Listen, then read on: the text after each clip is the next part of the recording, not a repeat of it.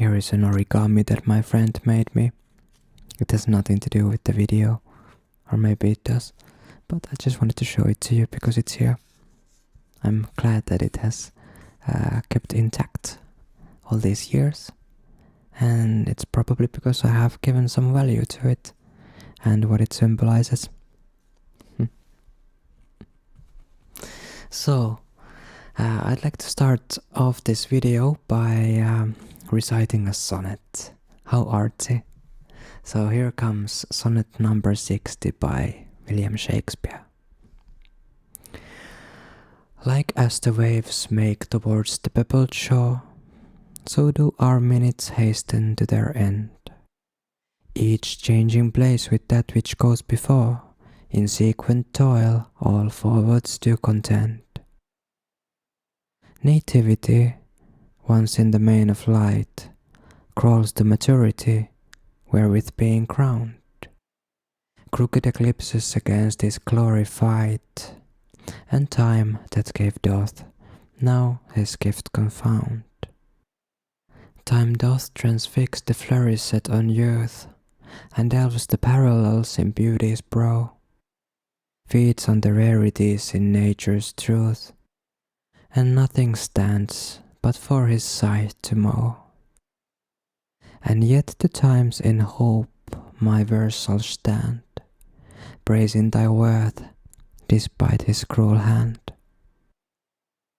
Well, what do these words by Will I Am Shakespeare mean?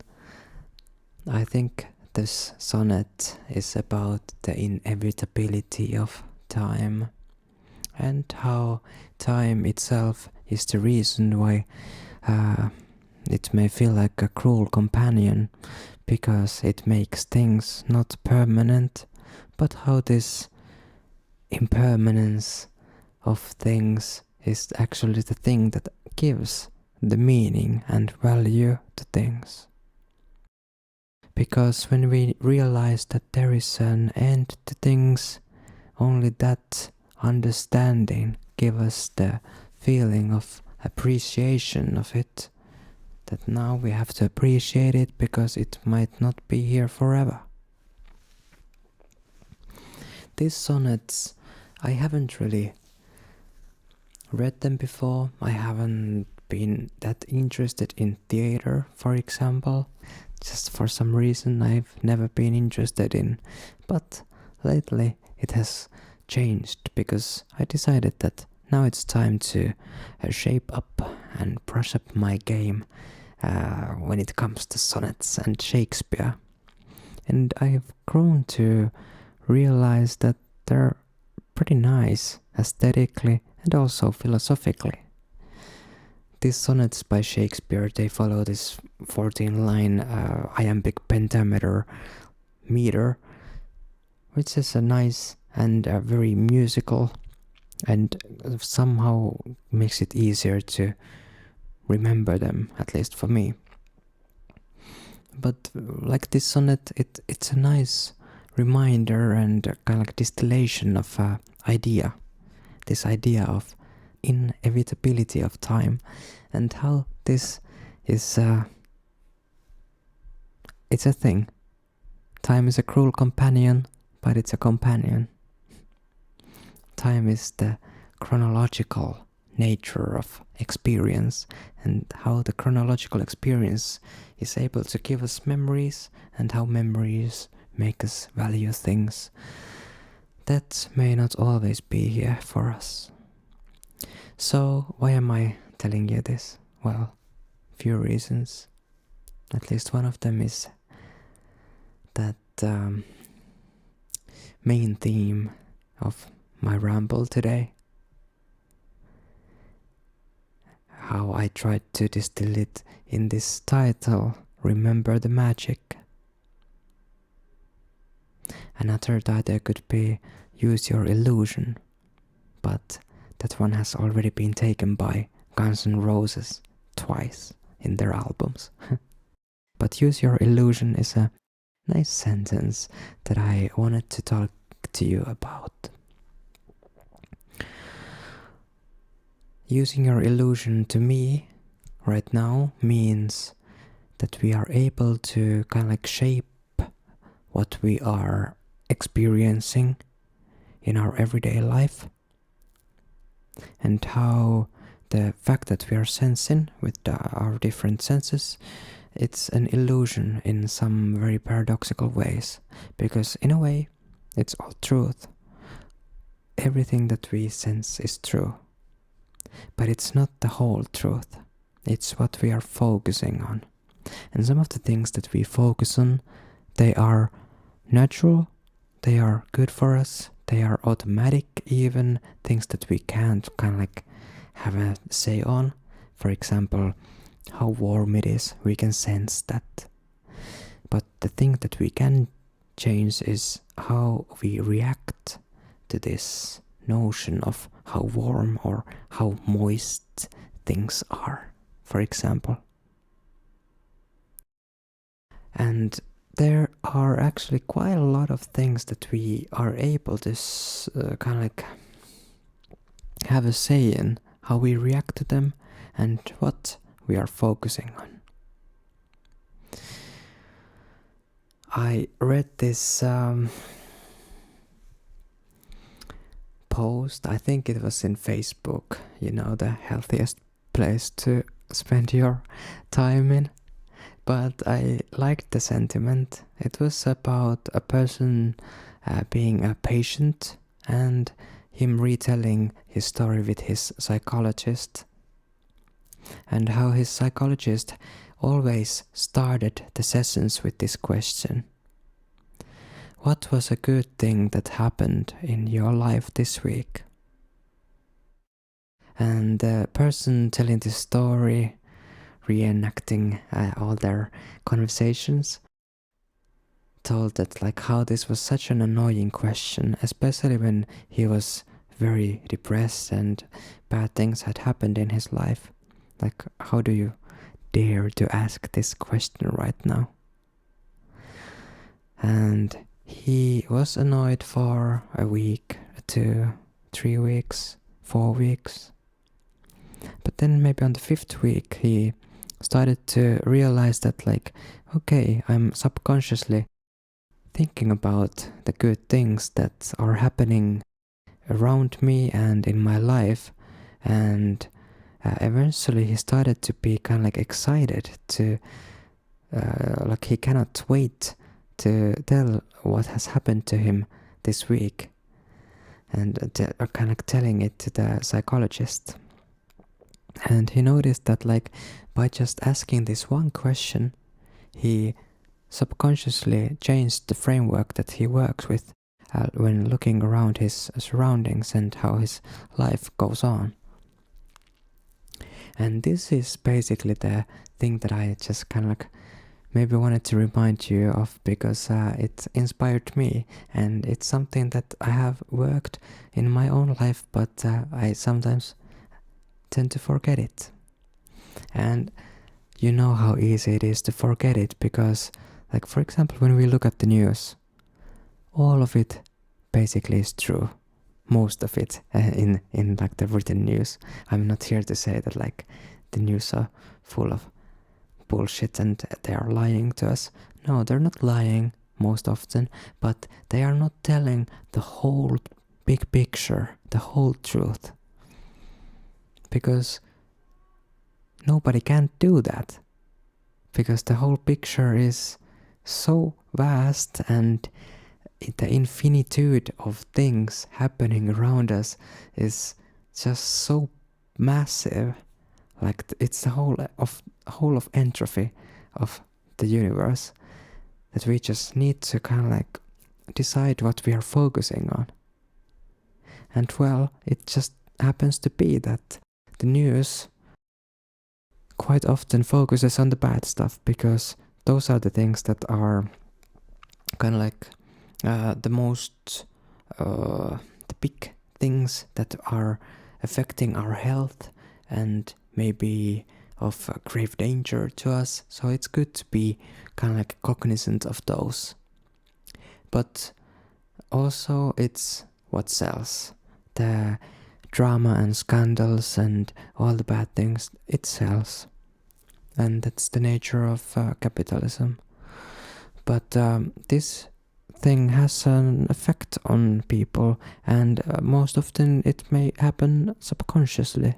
That like, okay, now I have kind of read about negative things happening for 5 years. Maybe everything around me is just pure chaos and misery. And I'm not saying that bad things aren't happening, but I am saying that that's not the whole picture, and it never is. Because whenever there's a shadow, there is a light that produces the shadow and brings it forth. This is just a poetic way of telling it. It's not always so simplified in reality, but just wanted to remind you of this notion happening. And I think I really was utilizing this phenomenon in life myself few years ago really nicely. Every night when I went to sleep, I crossed my hands. Me, back then very secular guy, one would say atheistic, and I just started to kind of like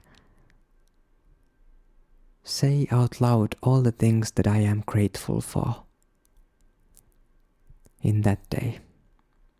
And I started to love this tradition, and I was so excited to kind of go through all the people that I met this day, all the things that happened to me, the beautiful person that came by me and reminded me of the beauty in humans, and even the bad people, how they reminded me of how this kind of like a reaction that started to kind of, for example, if some person grinds your gears, there's usually a thing that like a reaction in you that you may be able to reflect, and then I am able to be kind of like happy about that person existing, so that they can remind me of my own shortcoming, in this sense that like, okay, I have still something to work on, because that person is able to kind of like grind my gears and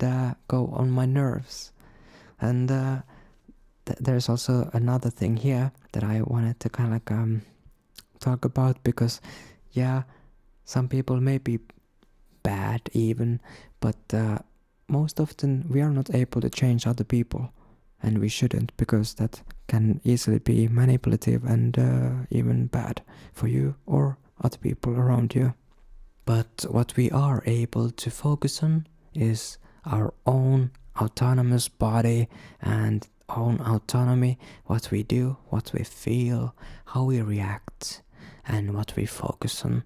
Those are the things that we have a say in this life. Like, what can we do ourselves differently? So by focusing on that, we are focusing on the things that we can have a say in. And if we focus on other people and how they have done us wrong and things like that, I'm not saying it's not the truth, but it's a thing that we are not able to do anything about. By doing that, we are putting us in the victimhood and the other person as a perpetrator, or even doing it a class thing and things like that.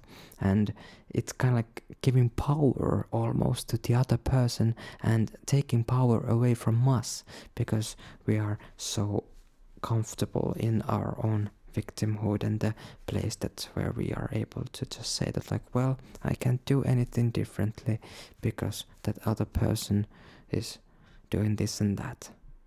And I just want to remind again that like, I'm not saying it's not the truth. Sometimes bad things are happening to you, but by focusing on that aspect of it, the negativity, we are just perpetrating this cycle of negativity and victimhood and being in this position in life where we are not able to have a say in our own life. And I just want you to feel more empowered in this sense that like, well, I actually do have a say quite often, more often than I think. And this is how we use our illusion. And this is how we remember the magic. Also, a few years ago, I reminded myself of all the things that were magical in my life, and I was writing it down in my diary quite a lot. And what happened? Well, I noticed a lot more magic in my life.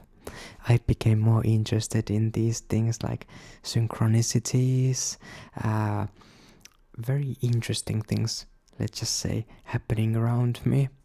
And it may just be this shift in our perception in the framework that, like, once you do it longer than just for a second or two, it may actually change our reality. This is the hard part in it, the time, to give us time to process these different frameworks.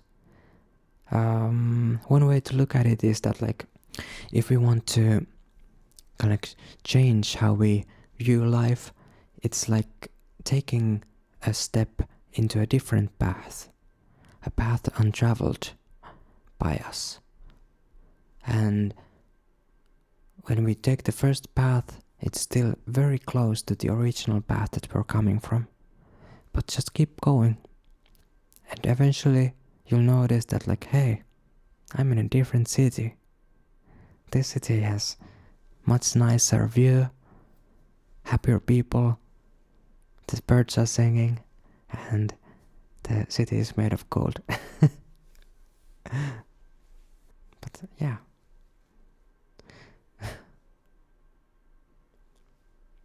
So anyways, just wanted to share some positivity to your way and remind myself in the process of this thing that I used to do and what I need to do more in my life to feel good.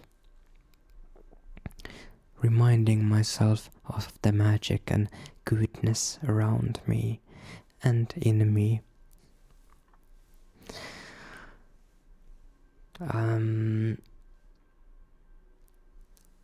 Maybe I can share another sonnet with you. I only remember these 2 sonnets, but I'm planning on kind of like remembering to recite at least 5 different sonnets.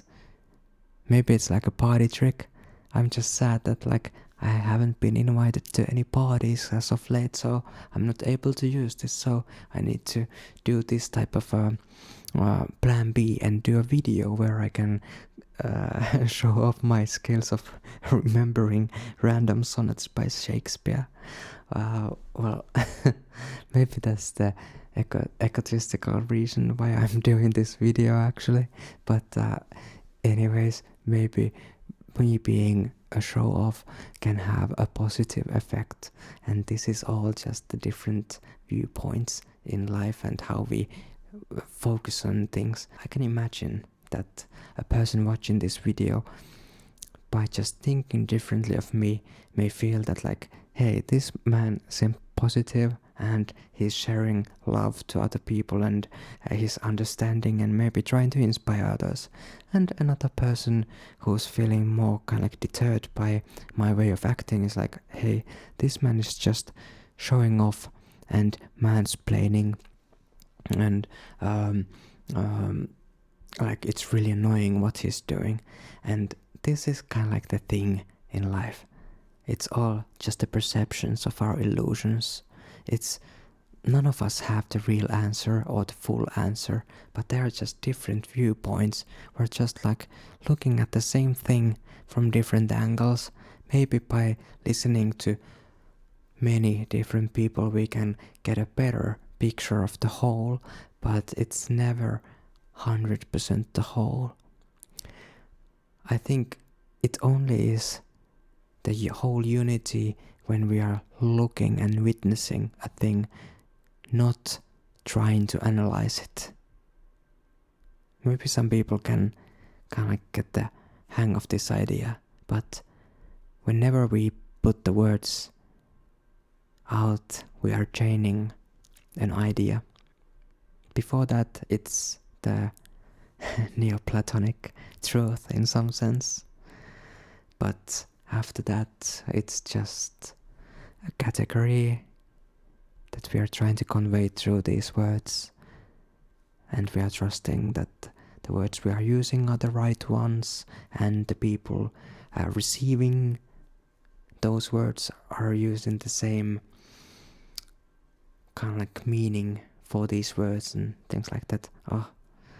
Human beings and communication, it can be so complex and a whole ordeal, when reality behind those words may be a bit more simplified and beautiful in its truth, or a whole lot more complex than we are kind of able to figure out.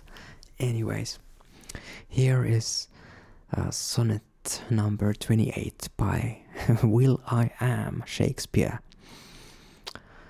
And this one tells about how we may be feeling jealousy of other people's things and skills, but then we can remember the love that we have and the people we love, and how that's unique to us, and that can be the reason to find meaning in your own life. When in disgrace with fortune and men's eyes, I all alone beweep my outcast state, and trouble deaf heaven with my bootless cries, and look upon myself and curse my fate, wishing me alike to one more rich in hope, featured like him with friends possessed, desiring this man's art and that man's scope, with what I most enjoy contended least. Yet in these thoughts myself almost despising, haply I think on thee, and then my state, like to the lark at break of day arising from sullen earth, sings hymns at heaven's gate. For thy sweet love remembered such wealth brings, that then I scorn to change my state with kings. Have a good night and see you in the next video, and remember that you are important, you are loved, and things can be better if they are not already. And all that good stuff. See you. Bye bye.